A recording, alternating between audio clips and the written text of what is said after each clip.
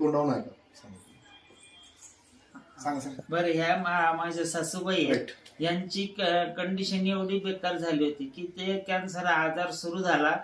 तर कॅन्सर आजार आहे का नाही हे माहित नव्हतं. जेव्हा आम्ही रुग्णालयात चेक केलं, टेस्ट केल्या, तेव्हा ते सांगितलं की हे कॅन्सर आजार आहे आणि 3री स्टेप पार झालेली आहे, म्हणजे 4थ्या स्टेपला सुरुवात आहे.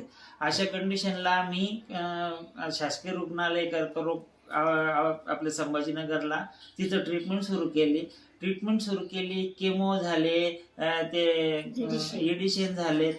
डॉक्टरांनी सांगितलं की आता केमो झालेत, एडिशन झालं, सगळं झालं. आजी एक तर कमकुवत आहेत, म्हातारे आहेत. आता इथून ट्रीटमेंट पूर्ण संपली. आता जे काय असेल ते घरी घेऊन जा आणि तुमच्या पद्धतीने सेवा करा.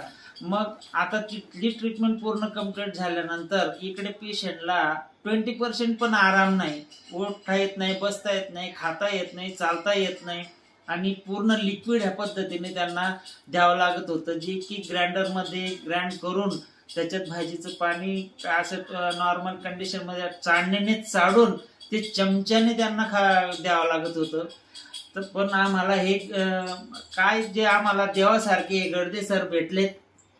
गडदे सरांनी आम्हाला सांगितलं की माझ्याकडे असं आहे, तुम्हाला पाहिजे का? योगायोग झाला तो आमचा. आणि माझ्याकडे मी त्यांना म्हटलं की वा, तुम्ही तर भारीच झालं. त्यांना घरी घेऊन आलो, त्यांना सांगितलं की अशी अशी कंडिशन आहे, आमच्या आईंना हे द्या.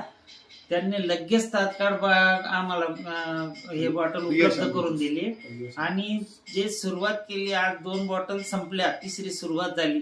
ते 1-1.5 बॉटल संपायच्या आतच त्यांना खायचं, उठायचं, बसायचं, चालायचं, फिरायचं, अशक्तपणा हे सगळे गायब झालेत. आणि आज ते हाताने, त्यांच्या स्वतःच्या हाताने भाकर चुरून भाजीमध्ये खातात, पोळी चुरून खातात, चालतात. म्हणजे आज ते 3 टाइम त्यांच्या हाताने जेवतायत. अगोदर त्यांना काहीच चालत नव्हतं.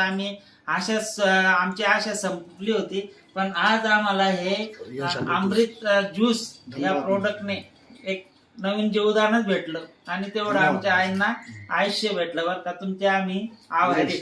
हा.